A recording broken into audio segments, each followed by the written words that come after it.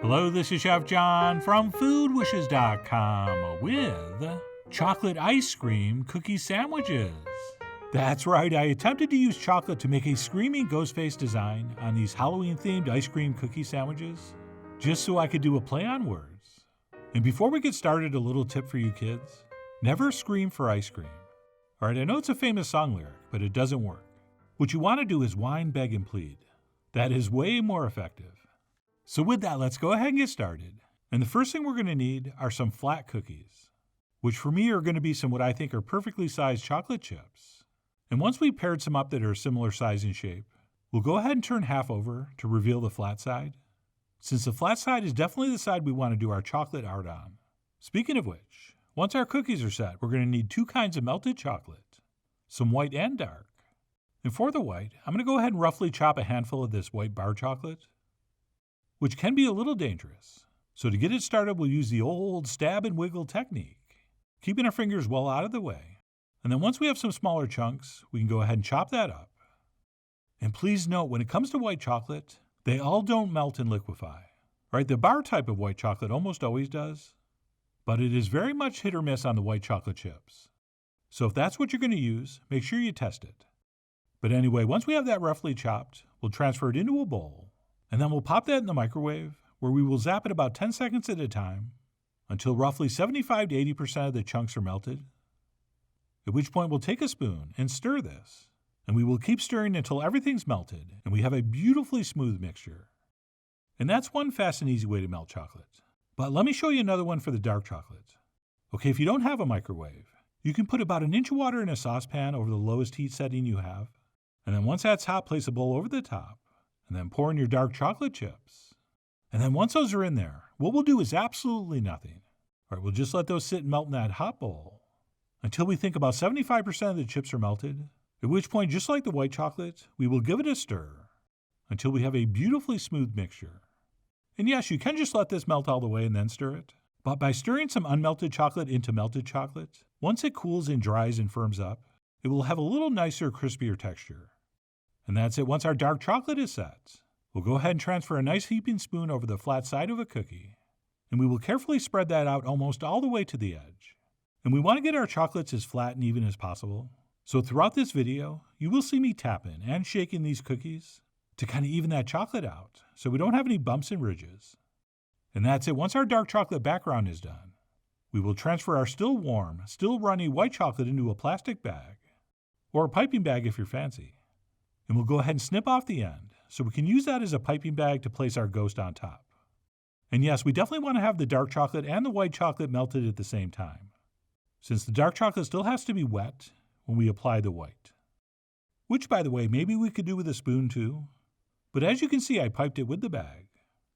And then once I had a little pool of white on there, I took the end of a spoon to make the bottom of my ghost. And then once that was set, I gave it the old tappa-tappa to flatten it out.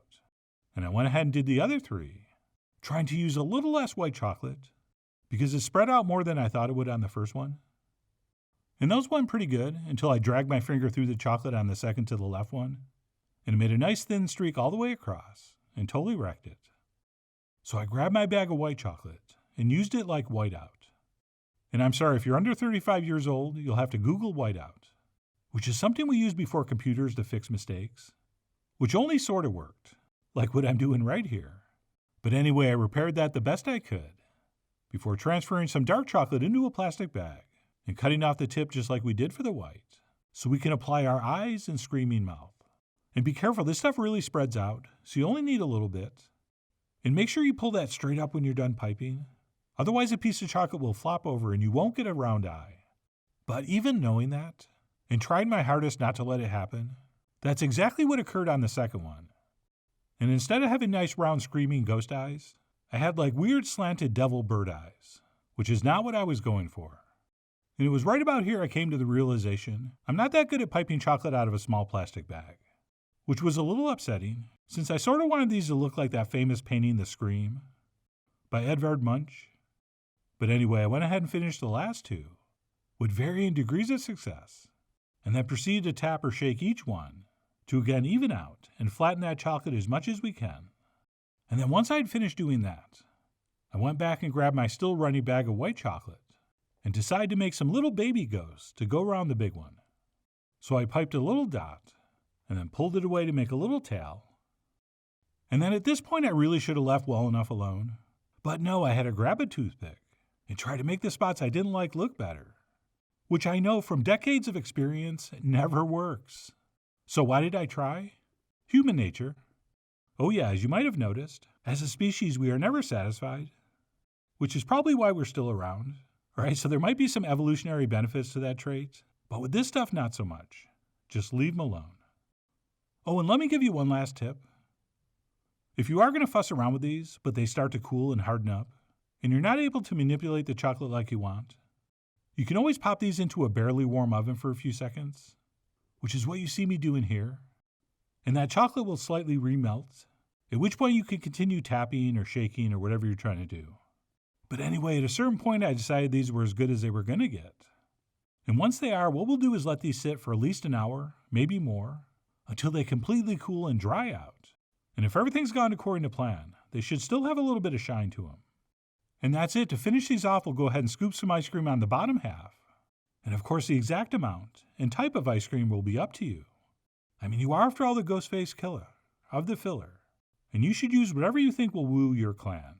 And that's it. We will carefully place over the top and then press it down. But be very careful if you're using your fingers, because it's really easy to crack that top cookie. And I like to take a piece of parchment paper and something heavy and flat to press down with, so that force is evenly distributed. Oh, and try not to press too hard. Otherwise that ice cream will squeeze out past the cookie, which does not look as professional. So when I did the next three, I tried not to squeeze as hard. And that's it. Once those are set, we have to pop them back in the freezer until they're frozen solid before we serve them up in some kind of seasonally appropriate way. And yes, there are 5 now, because later that night I made one more to prove to myself what I've known for over a decade, that everything comes out better when the camera's not on, which is why that 1 second from the left came out the best. But forget about the appearance, and let's remember what we're eating, which is ice cream sandwiched between 2 chocolate chip cookies, covered with white and dark chocolate. And that combination of ingredients, no matter how well your Screaming Ghost design came out, those ingredients are, always have been, and always will be amazing together. And while I didn't really achieve that Edvard Munch scream face I was hoping for, I did achieve putting ice cream in my face. And that is always a win. Which is why I really do hope you give these a try soon. So please follow the links below for the ingredient amounts, a printable written recipe, and much more info as usual. And as always, enjoy.